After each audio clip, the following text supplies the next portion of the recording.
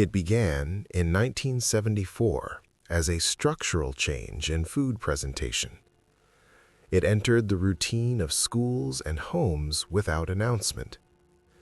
The effects on taste and preference appeared years later. This was part of a larger, quiet pattern reshaping a fundamental environment. The introduction of what would later be called age-targeted nutrition began with breakfast cereals, but it didn't end there.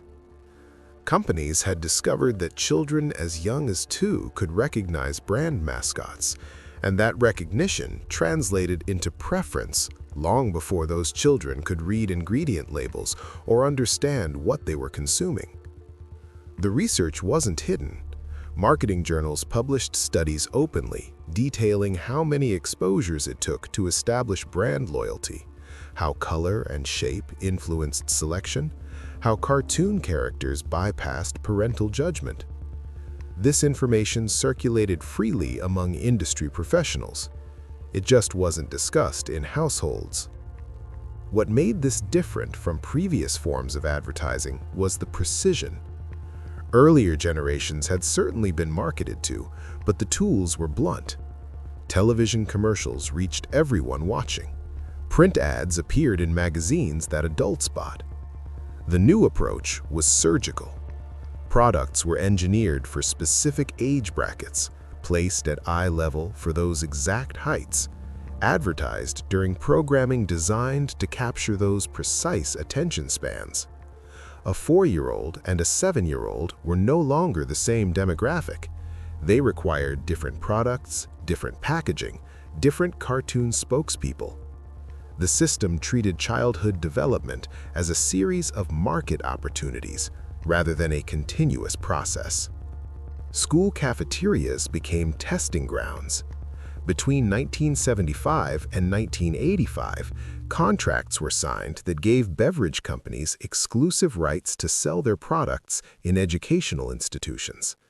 The agreements were presented as fundraising opportunities, and many schools genuinely needed the money. What wasn't emphasized was the duration of these contracts or their exclusivity clauses.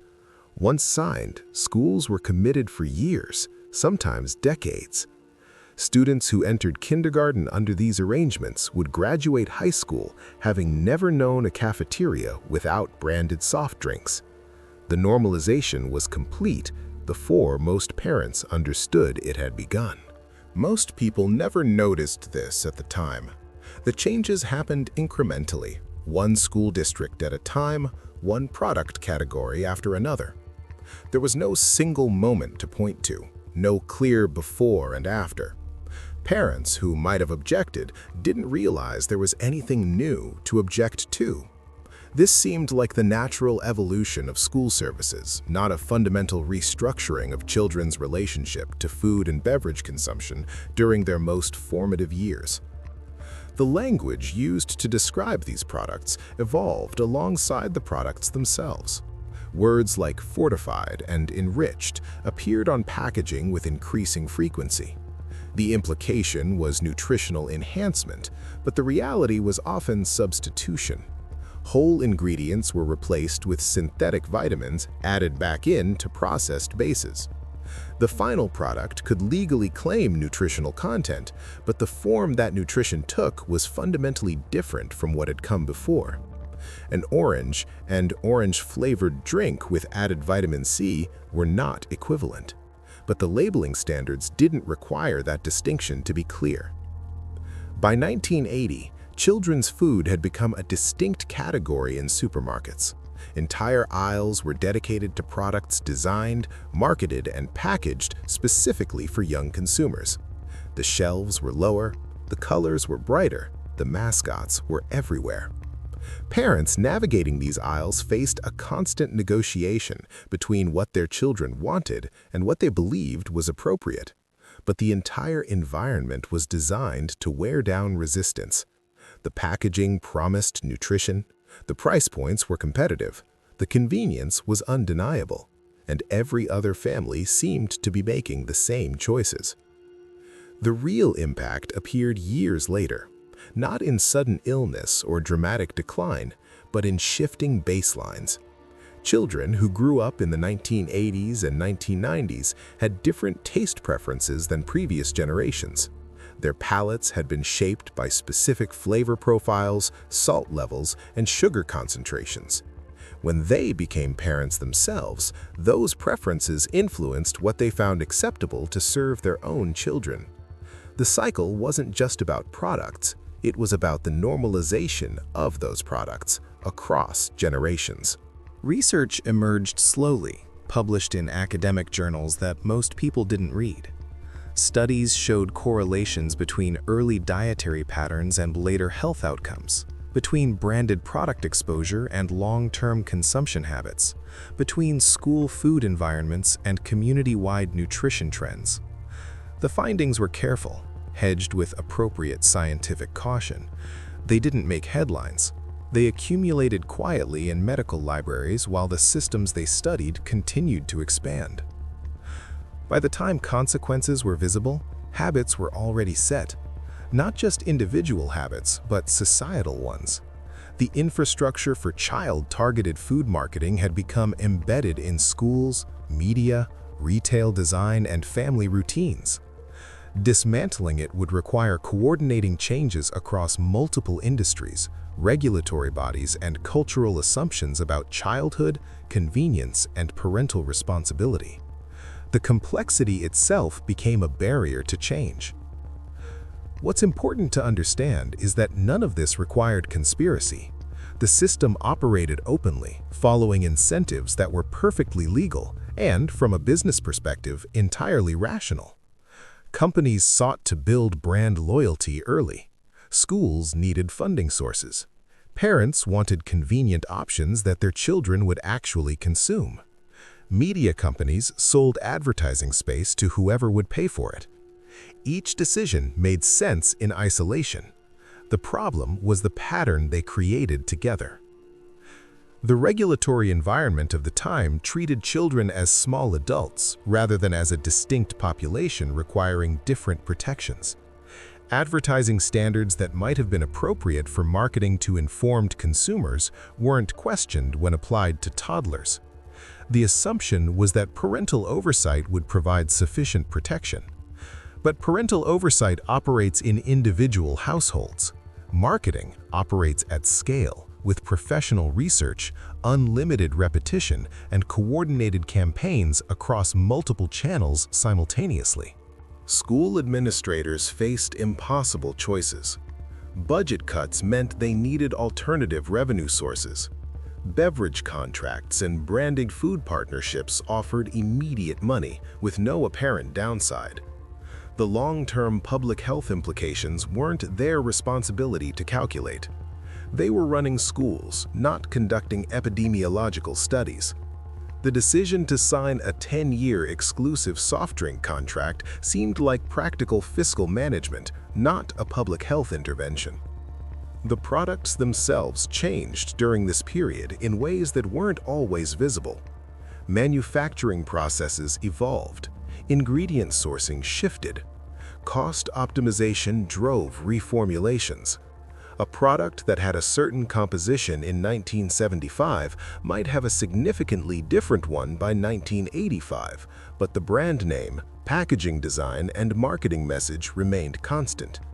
Consumers experienced this as continuity when it was actually substitution.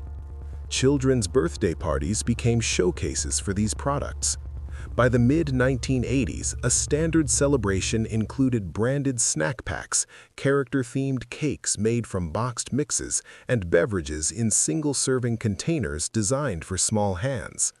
These weren't just food choices, they were social expectations. Parents who tried to serve homemade alternatives faced questions from other children and sometimes their own. The community enforcement of these norms was more powerful than any advertising could be. The concept of the picky eater took on new meaning during this era. Previously, it had described children with strong food preferences or limited palates. In the new context, it became almost a medical category requiring specialized products. Entire product lines emerged, marketed specifically to parents of picky eaters, offering nutrition in forms that bypassed traditional meals entirely. The implication was clear. If your child won't eat real food, here's a processed alternative that solves the problem. The question of whether the processed alternatives themselves might be contributing to picky eating wasn't seriously explored in mainstream parenting advice.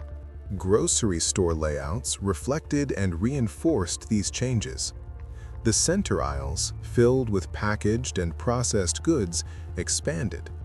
The perimeter, where fresh produce and whole foods were traditionally located, received less shelf space and less prominent positioning. Shopping became a journey through branded products with child-targeted packaging, punctuated by occasional stops for fresh ingredients. The physical environment of food shopping trained families into specific patterns of consumption. Television programming for children became effectively indistinguishable from extended advertising.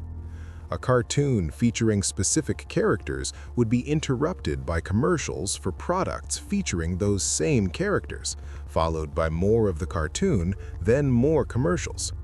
The line between content and marketing dissolved.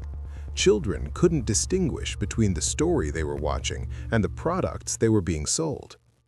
Regulatory bodies discussed this occasionally, but implemented few restrictions that survived industry challenge. The pediatric medical establishment initially focused on traditional concerns: infectious diseases, injury prevention, developmental milestones. Nutrition was addressed in terms of basic adequacy rather than food quality or source. As long as children were getting sufficient calories and avoiding obvious deficiencies, the specifics of their diet weren't a primary concern. The idea that the form of nutrition might matter as much as its presence came later, after patterns were already entrenched. School curricula included nutrition education, but it operated in parallel to actual food environments rather than in conversation with them. Students learned about food groups and balanced meals in health class, then went to cafeterias selling branded soft drinks and processed snacks. The disconnect wasn't acknowledged. Education and environment existed in separate spheres, as if knowledge transfer could overcome structural incentives. What's striking about this period is the absence of public debate. These changes weren't controversial because they weren't widely recognized as changes. They seemed like natural market evolution, consumer choice exercising itself, modern convenience replacing outdated practices. The idea that childhood food environments were being fundamentally restructured in ways that might have long-term consequences simply wasn't part of mainstream conversation. Similar decisions followed in other domains: children's entertainment, educational materials, clothing, toys. Each became increasingly segmented by age and brand targeted. The logic that had proven so successful in food marketing spread to other industries. Childhood itself became a series of market niches, each requiring specialized products and continuous consumption to navigate successfully. And this wasn't the only change.